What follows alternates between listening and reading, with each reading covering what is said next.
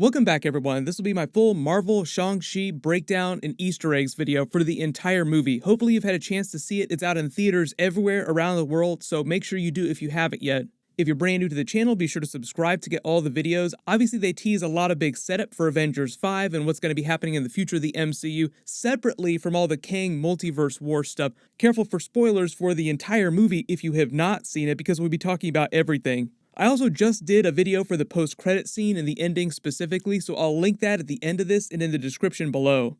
But the movie timeline starts about 1,000 years ago with Shang-Chi's mother, Li, telling him the legend of the Ten Rings as a child. But his mother says the legend of how Wenwu, the Mandarin, found the rings changes over time with each new generation, changing the story a little. Some say he found them in a crater after they crashed to Earth. Some say he found them in a cave. Those are all just references to the comic book origin of the McLuhan 10 Rings of Power from the Iron Man comics. The Mandarin found them in the Valley of the Sleeping Dragon in ancient China when he came upon the McLuhan's crashed spaceship. The 10 rings were devices that the McLuhans used to power their spaceship, which had crashed to Earth. Fin Fang Foom in the Marvel Universe was their navigator. They don't explicitly call anyone from this alternate dimension of Ta Lo McLuhans, but it seems like they will be the MCU version of McLuhans. But none of them are shape-shifting dragons. They do have the Great Protector Dragon, and it's implied that some of their people, like Shang-Chi's mother, are descendants of the Great Protector Dragon, like Peter Quill is a descendant of Ego the Living Planet. He has part celestial DNA. During the movie, Shang-Chi's mother says that he has the heart of their great dragon. I think that's both a metaphor and meant to be literal. Like his mother is a descendant of the dragon and passed that celestial DNA on to him. And that's why both Shang-Chi and his mother can wield the yellow energy of the Great Protector Dragon, because they share some of its DNA. I'll talk more about that in a second when we get to that part of the movie, because not everybody from that alternate dimension can wield that special energy. But as Shang-Chi's mother narrates the rest of Wenwu's origin story, you see him create the Ten Rings organization 1,000 years ago, conquer the known world. Later, Wenwu says that he went by many names over the years. One of them was Khan, so it's him saying that he was the real Genghis Khan. He also clarifies that at no point during history was he ever called the Mandarin by anyone. The Mandarin name itself was created by Aldrich Killian, AIM, and Trevor Slattery during the events of Iron Man 3. He jokes that it's a chicken dish and says they use that fake name and his identity to make the Western nations terrified of orange. Like, it turns into a big joke in the movie because the Mandarin in the comics was this big racist caricature meant to hype up Yellow Peril when he was originally created. Also connecting this back to Iron Man's origin, the first Iron Man movie, later in the movie when he's looking at these banks of monitors, you actually see footage from the first Iron Man movie. They actually included footage from the film from the very beginning when they were showing him off to the world, holding him hostage. The way they explain this is it was Wenwu this whole time that was behind that. He was after Tony Stark's weapons. So it's Marvel saying that he was responsible for Tony Stark becoming Iron Man in the first place. During the montage of Wenwu conquering the rest of the world, you notice that he's also attacking a Roman convoy, stealing their gold. They explain over the centuries how he slowly moved the Ten Rings out of the spotlight and started ruling from the shadows, influencing the course of human history by altering wars, the course of governments. You see him attacking in Great Britain, seeming like he affected the British succession at some point. You see his men influencing events in the Middle Eastern conflicts closer to present day in the more recent wars. Then things really get started during 1996, and that's around the period of the first Captain Marvel movie. That's when they say that he had finally conquered everything in the world there was to conquer. Remember, he's ruling from the shadows though, so even though Hydra was incredibly active inside S.H.I.E.L.D., S.H.I.E.L.D. was also very active at this point too. We found out later during the Ant-Man movies that there were 10 Rings agents inside Hydra, so it's sort of like he's infiltrated all the groups that have also themselves infiltrated regular organizations. Like we're the dudes hiding inside the group of dudes pretending to be the other group of dudes. To bring it back around to a Robert Downey Jr. meme. But around this period is when he learns about the village of Ta Lo, the power of the Great Protector Dragon, the special martial arts that they practice, the Soul Eaters, the Dweller in Darkness. He says it's a place of great magical power, but Michelle Yeoh's character, who's Li's sister, Shang-Chi's mother, says that the Dweller in Darkness has telepathically manipulated many people over the many thousands of years that it's been trapped there to get them to come to Ta Lo to try and free it, promising all kinds of lies. So it's kind of implied that that's initially why he became so obsessed with the village before he met Li. Like the Dweller in Darkness could sense the power of the Ten Rings and knew that they were powerful enough to free him, so it planted the idea in Wenwu's head to find the village.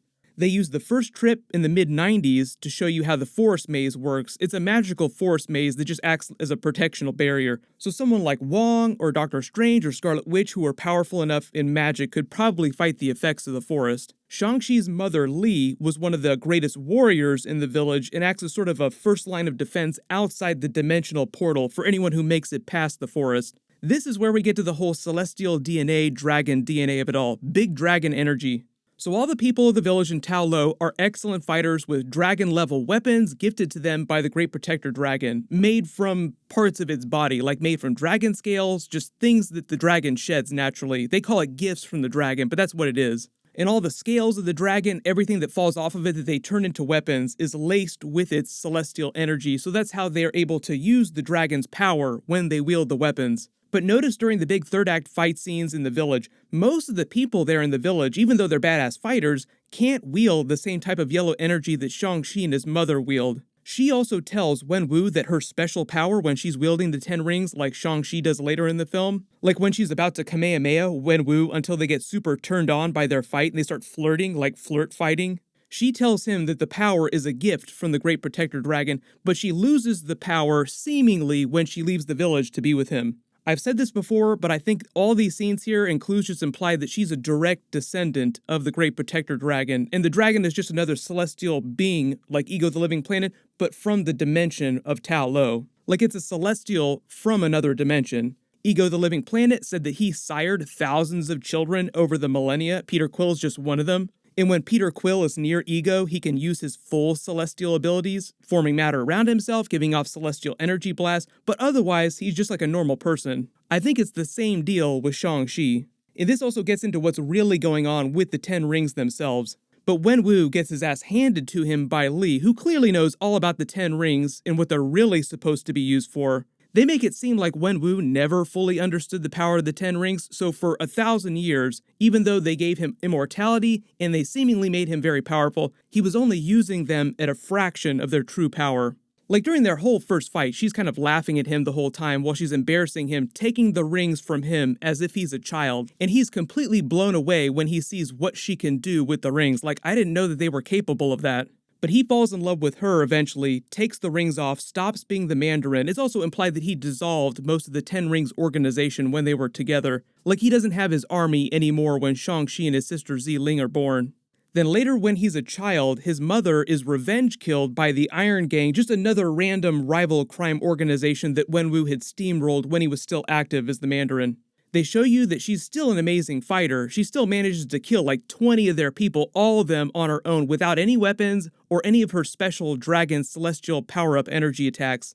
But she dies from her injuries, and Wenwu gets so angry and depressed that he takes up the 10 Rings of Power again, rebuilds the 10 Rings organization. Then this is the point where Shang-Chi flees to San Francisco. When he's about 14 years old, Wenwu sends him on his first mission to kill the man that he believes is responsible for Li's death. Shang-Chi can't bring himself to kill someone, like he doesn't want to turn into a monster, so he runs away to San Francisco, where he assumes the fake identity of Shang-Chi and meets Katie as a freshman in high school. Later, she makes fun of him for having such a weak sauce fake identity, like your name is Shang-Chi and you chose Shang-Chi? So all that was happening around the year 2010 when the events of Iron Man 2 were happening. That's when Shang-Chi was 14 fleeing to America. Just to place this in the timeline of the MCU movies.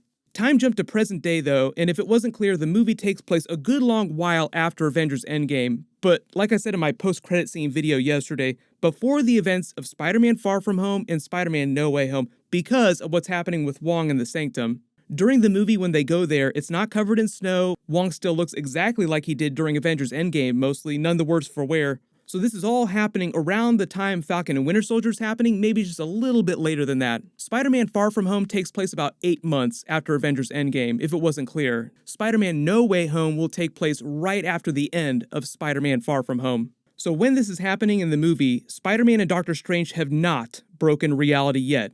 But you find out that Shang-Chi is trying to live as quietly as possible and not stick out, hiding from his father. They joke about him and Katie parking cars, not living up to their potential. The dinner with their friends is just meant to set up the joke in the mid-credit scene with Wong showing up to invite them to join the Avengers.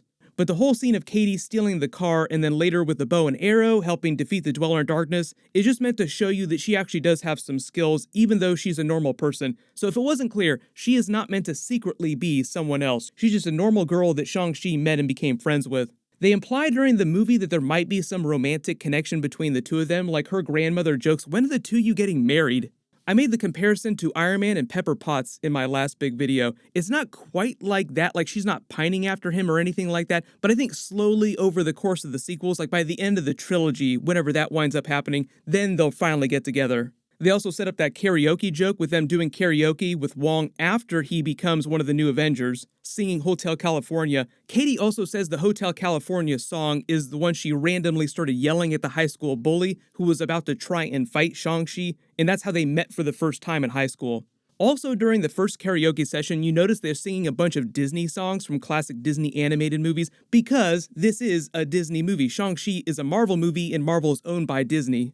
Wenwu sends Razor Fist to go pick up Shang-Chi and steal the pendant, who is a comic book character. Razor Fist is a comic book character, but he's a relatively minor one. When he was a child, his mother told him that the pendant would help him find his way home. That's both a metaphor and meant to be literal, because Wenwu uses his and his sister's pendants inside their mother's magical shrine to show them the map of how to enter Ta Lo, and literally go to her home where she's from. They never fully explain his mother's magic, but it's just another type of magic like Doctor Strange uses, like Loki uses, Agatha Harkness, Scarlet Witch. Everyone in the MCU has slightly different kinds of magic that they use. They'll get into more of the magic that the people of Ta Lo use during the sequels. But big Avatar: The Last Airbender connection here too on the sly. During the movie, the fighting style that's used by Lee and her people of Ta Lo is based more on Tai Chi. Some of the Marvel people reference airbending in Avatar: The Last Airbender specifically because when Shang-Chi and his mother use the 10 rings, it kind of looks like they're airbending. And when Mike and Brian and Sifu Kisu were creating the different bending styles for Avatar: The Last Airbender, they used Tai Chi as the basis for how airbending looked. And also during the movie, Katie's little brother is played by Dallas Liu, the actor who's going to be playing Prince Zuko in the new Netflix Avatar: The Last Airbender series. Also in the final boss fight with the Great Protector Dragon, the Dweller in Darkness, and Shang-Chi kind of reminded me visually of Aang and Zuko learning the dragon dance from the Fire Nation dragons. So if it felt like there were a lot of references to Avatar: The Last Airbender during the movie, some of that was on purpose. Shang-Chi winds up kicking their asses on the bus, sort of outing himself as a really badass martial artist. The person filming the fight, another big Easter egg cameo scene here with his phone, uploads it to YouTube later, is ya boy Clev. He's the same street vendor dude from Spider-Man Homecoming. It's meant to be the exact same character, just in San Francisco now. There's even this funny media tie-in fake wiki that they created for the character, specifically for the purposes of the movie.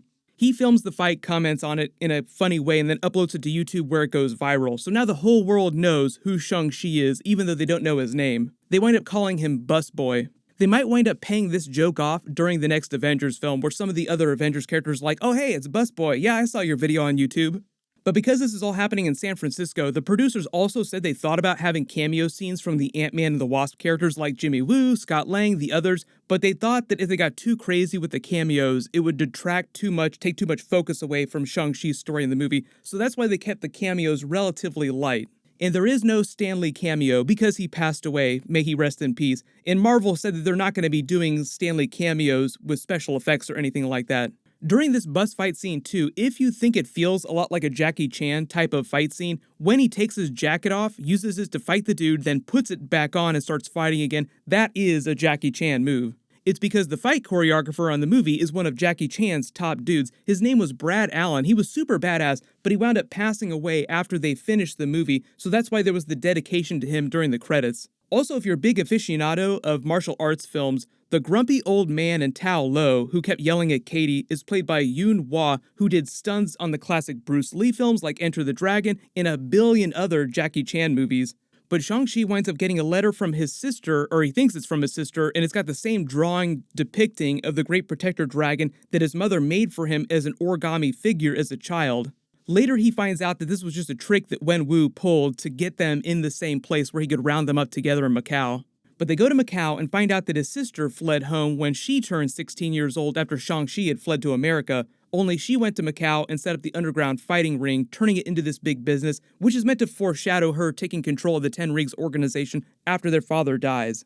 When they meet John John, who also shows up in the post-credit scene later, he explains how the fighting ring works to them. They pass a bunch of low-level fights, and one of them is an extremist soldier who's still alive after the events of Iron Man 3, which kind of foreshadows the eventual Trevor reveal, more Iron Man 3 Easter eggs in the way they connected to the previous Mandarin stuff in the MCU. But then they show you Wong fighting the Abomination in the main ring, Mortal Kombat style. And as cool as this is, the craziest thing here is that Wong acts like he's been helping to train the Abomination, like they're bros and he's been helping him get better. Maybe Wong has also been using this to earn some sandwich money, because they say that Shang-Chi is going to earn a ton of money when he fights in the ring. Like they have the big joke about Katie betting against him and winning a ton of money.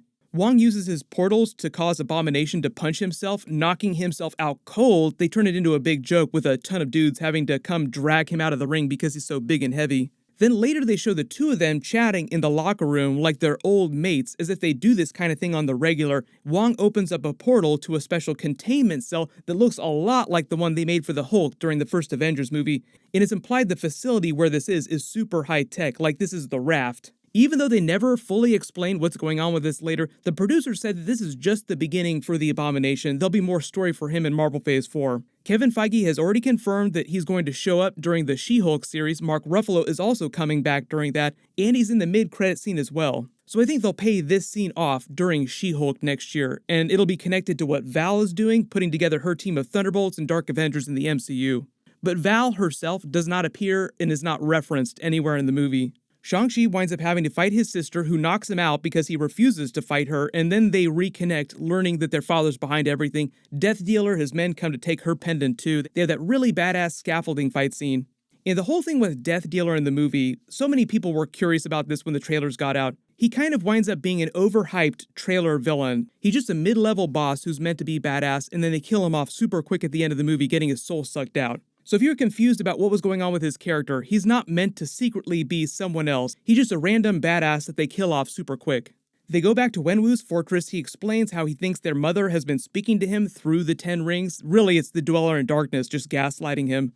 They reveal the magical map using the pendants, and then reveal what happened to Trevor Slattery. So welcome back, Ben Kingsley. I think we all assumed that there would be some sort of cameo scene or reference to him in the movie, so this wasn't a huge surprise. They explained that after the events of the Iron Man 3 one-shot, All Hail the King, Wenwu had his men bust Trevor out, and when they were about to execute him, he started monologuing, and it made the men laugh so much that Wenwu just kept him around as a court jester to amuse them.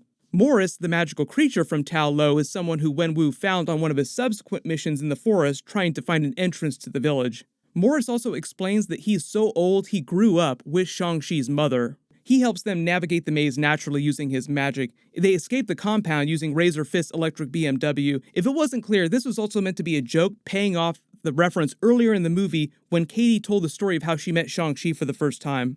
There was the bully who she had to sing Hotel California to stop, but she said later that they stole his car and took it on a joyride, so this is them just doing the same thing to Razor Fist. They do have a bunch of funny Trevor scenes with him talking about being inspired about the original Planet of the Apes movie because he thought the apes were real. Then they show you them traveling through the wormhole between dimensions. That's what's happening when they go through the waterfall cave. It looks very similar to the effect when Doctor Strange is traveling through different dimensions. And they explain that the village is just one point where their dimensions connect. They're here to protect their dimension as well as the main MCU dimension from the Dweller in Darkness and the Soul Eaters. They've been here for about 4,000 years, but the people of their dimension have a culture that's way more ancient than human culture. Michelle Yeoh's character talks about the grand cities that they have that far surpass anything in the main MCU dimension. I think that's all just meant to be set up for the sequels, like we'll see some of those other cities in this other dimension during Shang-Chi 2. She explains the history of her people and how the Dweller in Darkness came from yet another dimension into theirs and started sucking everyone's souls until the Great Protector Dragon appeared to help them trap it behind the special dragon scale gate. In the comics, the Dweller in Darkness is one of Marvel's Fear Lords. It's kind of like the Marvel comic book version of Cthulhu. It comes from a dimension called Everine. And the Fear Lords are cosmic beings that feed on people's fears. But obviously they changed that a little bit for the movie, and it just eats people's souls. In the MCU, they just want it to be like another extra-dimensional creature on par with someone like Dormammu, someone who could become super powerful if it just continues to suck more souls. I know the visualization of its energy looks kind of purple like Dormammu's energy or Agatha Harkness's purple magic. She does feed on other people's magic like Scarlet Witch, but I think this is more of a coincidence that they could always turn into a bigger connection in future Marvel movies if they want.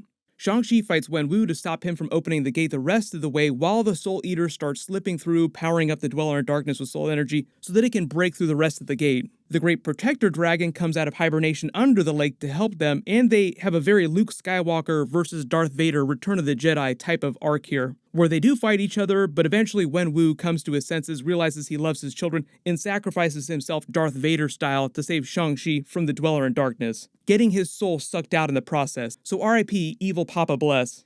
He passes the 10 rings to Shang-Chi, who uses them the same way his mother did earlier, Goku Dragon Ball style, with their yellow dragon celestial energy. Like I said earlier, I think this is just meant to be similar to the way Peter Quill's celestial powers work. And earlier in the movie, Michelle Yeoh's character clearly implies that the 10 rings came from their dimension and not from the main MCU dimension. Like, these rings were made by the MCU version of the McLuhans, but they're combining that with the idea of the celestial dragon here and these people's culture.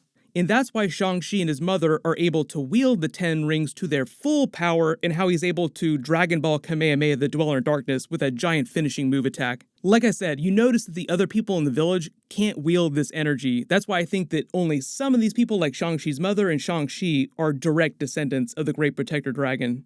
My early theory is that they'll play it like the Thor movies with his powers. Like, the Thor movies evolved the way Thor used his powers and how they explain them in the MCU. He'll probably eventually find out that he doesn't need the 10 rings to wield that dragon energy. As his mother said, he has the heart of the great dragon. He'll probably be able to generate the power from himself. Katie winds up helping them defeat the Dweller in Darkness using the dragon arrow, and then they go back to San Francisco. It's also implied that they let Trevor go free when they went back, like he's just free on Earth now. His sister winds up going back to China, their father's compound, to take over the 10 rings, and then during the mid-credit scene, Wong shows up again. They pay off that joke from the beginning of the movie, how neither one of them were living up to their potential. I love the whole vibe of this scene too, like Wong just shows up like it's no big deal, interrupting everyone's dinner, then steals one of their drinks, like, all right, come on, let's go. Wong calls an Avengers Zoom meeting inside the Sanctum, Avengers Endgame style, using that same technology. They discuss the 10 rings, study them, with the Hulk, who's completely changed back into Banner now. His arm's still all gimpy in that sling. It's permanently damaged from the Infinity Gauntlet. But otherwise, he seems fine. He seems like he's in good spirits. Captain Marvel has the exact same suit from Avengers Endgame, but she's let her hair grown out again. That's why I say it's been several months since Avengers Endgame. Wong says that Doctor Strange and the other sorcerers in Kamar-Taj felt it when Shang-Chi used the 10 rings to defeat the Dweller in Darkness. They felt it in another dimension. They reveal that they're far older than anything that Doctor Strange has records of in the Sanctums, but that's more of a reference to them being created many thousands of years ago in a different dimension of Tao Lao. That's why they have no record of them in the Sanctums, because most of their records only cover things from the main MCU dimension. But they're broadcasting a special signal at the atomic level, a cosmic pager, like Captain Marvel's cosmic pager, and make it sound like it's sending a signal to whoever created the rings, like another cosmic being from the Tao Lao dimension. And the reason why a lot of people are talking about Galactus is just because of the way Galactus is explained in the Marvel Universe. He's a character who came from a previous version of the universe, so he's not from the main MCU universe. He's from another universe, technically. But they'll get into this more during Shang-Chi 2 in the sequel, and then Avengers 5. Like, this whole scene is meant to set up the next big Avengers movie, because Wong basically says, welcome to the team, welcome to the Avengers. So whoever the mystery signal is broadcasting to is meant to be an Avengers level threat. And I don't think that it has anything to do with the Kang multiverse war. Like, Kang did not create the Rings of Power. But connecting things back to Loki, when you talk about the next big Avengers level team up, the Kang Multiverse War, that'll just be another thing that Shang-Chi has in common with the other Avengers characters. Like, what ties them together? There's something that threatens the dimension where my mother comes from, and our main dimension too. They pay off the karaoke joke from earlier in the movie, with Wong going with them to sing Hotel California, also paying off the Hotel California reference from earlier in the movie. The post-credit scene is just setting up Zi Ling as the leader of the new 10 Rings organization. She changes the logo to red, now allows women assassins to fight for them, Black Widow style, and the tag reads, "The 10 Rings will return." This means in the sequel, yes, obviously, but they'll also show up before that too, and I think we'll see them all over the place eventually in the MCU movies, Disney Plus series. This could also be them setting up a Shang-Chi spin-off Disney Plus series just about the 10 Rings, like a 10 Rings TV show. I did a much bigger video on the post-credit scenes with even more Easter eggs, so I'll link that below in the description and at the end of this. But if you did spot any other big Easter eggs or references during the movie that I didn't talk about during the video, just write them below in the comments. I tried to cover all the really biggest WTF stuff. I am working on some more videos about the Abomination and Avengers 5 stuff. Those should post in the next couple of days, so make sure you have alerts enabled so you don't miss that. My big Marvel What If Episode 5 video will also post Wednesday, just like normal every week. Everyone click here for my full Shang-Chi post-credit scene video, and click here for my full Spider-Man No Way Home trailer video. Thank you so much for watching, everyone stay safe, and I'll see you in the next video.